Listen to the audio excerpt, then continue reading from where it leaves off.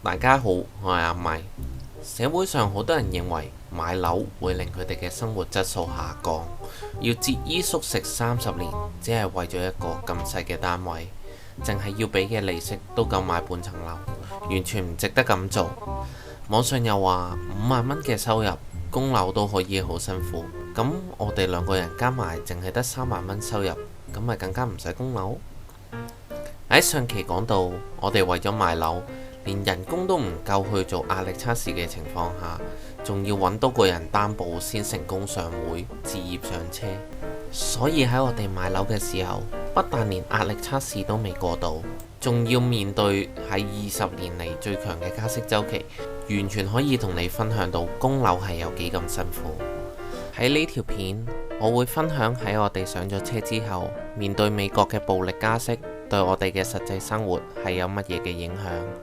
如果你都想了解上車之後要面對供樓嘅真實生活係點樣嘅話，記住將呢條片睇到最後啦。如果大家都支持我哋呢條片嘅話，可以俾個 like 呢條片，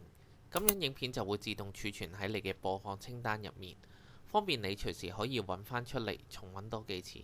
順帶一提，呢個頻道係分享我哋認為最有用、幫助到普通人達到財務自由嘅資訊。如果你都想由一個普通人一步步咁達到財務自由，活出你想要嘅人生，可以訂閱埋我哋嘅頻道，接收我哋每個禮拜為大家準備達到財務自由嘅免費信息。入返正題，首先之前嘅準業主要做按揭，係要過壓力測試，或者而家都要計嘅計算供款入息比率。由於銀行借錢俾你嘅時候係要冇本金損失嘅風險，所以銀行借錢俾你嘅時候，對你嘅收入要求係非常之嚴謹嘅。因為喺我哋買樓嘅時候，其實仲要做 P+3嘅壓力測試，即係假設係加息3% 之後嘅供款入息比率不得高於我哋嘅收入60%。其實呢個要求係十分之高，當時嘅封頂利率為2.5厘。要假設我哋以5.5厘嘅利率去供樓，都唔可以超過我哋收入嘅60%。而呢個測試係每一個借按揭嘅人都要做嘅。喺2023至2024係20年嚟最強嘅高息環境之下，香港嘅最優惠利率都只係加咗0.875厘，連1厘都冇。你又覺得呢個壓力測試嘅要求會唔會嚴格咗啲呢？以我哋第一次供樓計，去到利率嘅最高點，其實供樓嘅支出只係多咗千幾蚊。我同莎莎任何一個人一年人工嘅升幅都唔止呢個數，除非係連份工都冇埋，同時冇任何嘅儲蓄儲備，業主先有機會斷供。正常供樓嘅業主只要冇行差踏錯，保持同等嘅收入，其實都唔需要賣咗層樓去救亡，銀行都會極少去追差價。上一條影片都分享到，我哋為咗儲錢買樓，都係習慣有一個好高嘅儲蓄比率，喺未加薪之前，往往都係60% 以上。所以即使要擔保人先成功上會，每個月嘅供款額，即使面對加息，都遠低於當時我哋為咗上車儲蓄嘅金額。另一方面就係普通人係隨處可見，基本上肯做肯捱都唔會揾唔到呢一個人工，根本唔會擔心失業之後冇辦法去供樓。冇咗份工嘅話，去揾個另外一份咪得咯。如果去返低息環境，我哋要供樓嘅錢比最高利率嘅時候更加少近4000蚊。美國而家都已經開始減息啦，對供樓嘅業主嚟講，只係支出會越嚟越少。另外一方面，其實你有冇諗過一層樓點解會咁值錢？其實唔係因為佢嘅用料，唔係因為發展商嘅品牌，而係因為你買咗呢個位置嘅享用權。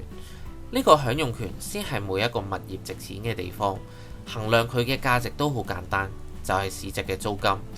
但係呢3年嘅樓價下跌，而個租金係不斷咁升緊。喺我買樓之後，同類型嘅單位市值租金足足升咗1成幾。喺而家呢一刻嚟計，我做足9成按揭連雜費，每個月供樓嘅開支都係比市值租金多3000蚊左右。好多人覺得每個月要俾多啲錢，我都係租樓好過啦。如果你咁諗嘅話，我想問你，你覺得未來10年你嘅人工會唔會上升？一定會啦，係咪？同時我都想問你，如果你係業主，未來10年嘅市場租金都上升嘅話，仲要你加租都唔怕冇人租，你會唔會加租？我諗多數人都會加啦，係咪？最後我想問你，銀行會唔會因為通脹而喺業主欠債嗰個額度加上去？當然唔會啦。雖然理論上利率不變嘅時候，供樓嘅銀碼係會不變，但係供樓嘅錢會係因為銀紙嘅購買力下降而平咗，所以要將個眼光放遠少少。你嘅未來人工會加，市場嘅租金都會升，但係你嘅欠款額係唔會增加嘅，而且利率好大機會都會比而家低，所以做業主一方嘅壓力只會越嚟越細。同埋最重點嘅係，有好多人甚至部分業主都忽略咗一個要點，就係供樓開支中其實係有兩部分，第一就係俾銀行嘅利息，第二就係還俾銀行嘅本金。而還俾銀行嘅本金其實都係一個減債嘅行為，或者可以叫做係一個儲蓄嘅行為。以我哋為例，做高成數按揭，同時喺2023至2024年嘅高息環境入面，還款中嘅金額都有近40%係還去個本金嗰度。其實只有供樓嘅利息同埋平時支出嘅雜費先係真正嘅開支，呢啲嘅開支加埋其實仲低過市值租金唔少。但係翻低息環境之中，不但還嘅錢會少咗，還款嘅本金比例更加會高達60%以上，更加超值。但係租樓嘅租金係100%會俾晒去個業主度，咁所以你覺得租其實係咪又真係抵過買呢？可能你覺得本金都要還翻俾銀行，其實都係一種支出。雖然呢個都係事實，但係呢個只係一種現金流嘅支出，你應該視為係一種對你每個月嘅強迫性儲蓄。其實只要物業價值冇下降嘅話，對於還俾銀行嘅本金，你係可以運用加按或者賣樓嘅方式，將已還款嘅錢變翻出嚟。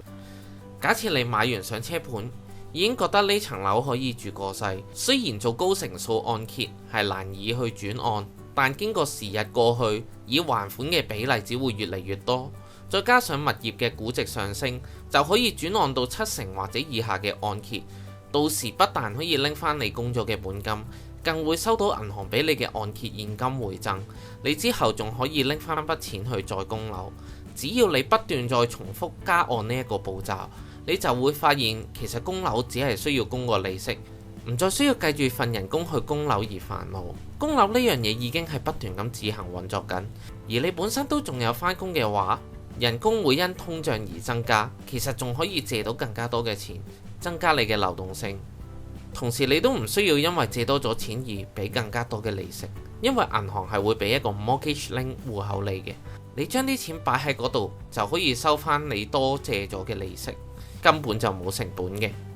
假設你係想換大單位或者質素較好嘅樓宇，上一集都講到，普通人係要靠樓換樓嘅方式換上去，因為呢啲單位嘅條件往往都比較好，總價亦一定比較貴，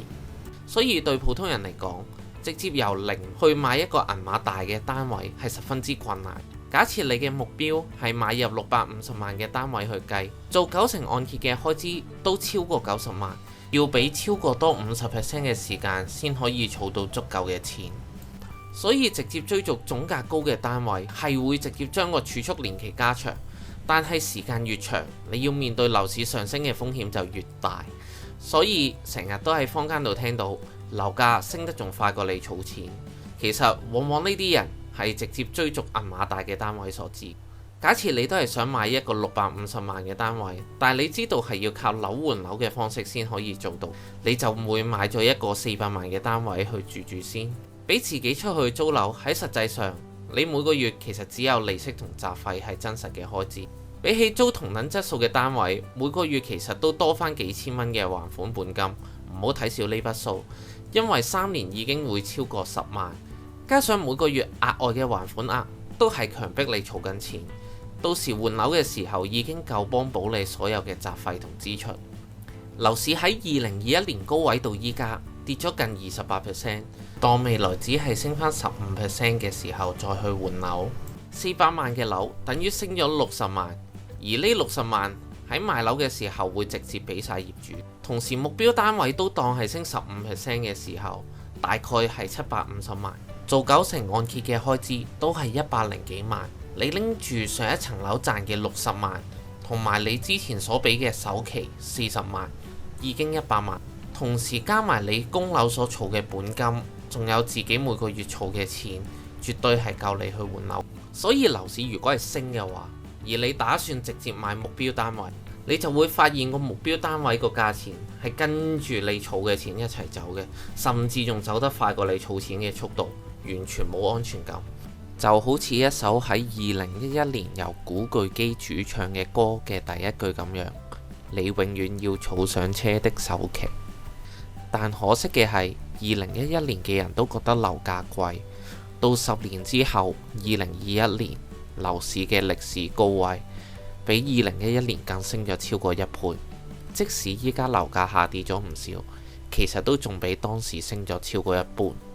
除非你仍然十分之看淡未來嘅樓市，或者覺得樓市一世都會打橫行，否則以上嘅方法仍然適合幫助大家去購買目標嘅理想資格。但係聰明嘅你都應該會發現，我係冇講買完樓之後要面對下跌嘅風險，因為我想留翻喺下一條片再同大家分享。如果大家都好似我咁，買完樓之後遇上樓市持續下跌嘅情況，都能夠從容面對，記住留意我下個星期嘅影片啊！對呢條片有任何問題嘅話，歡迎大家喺底下留言。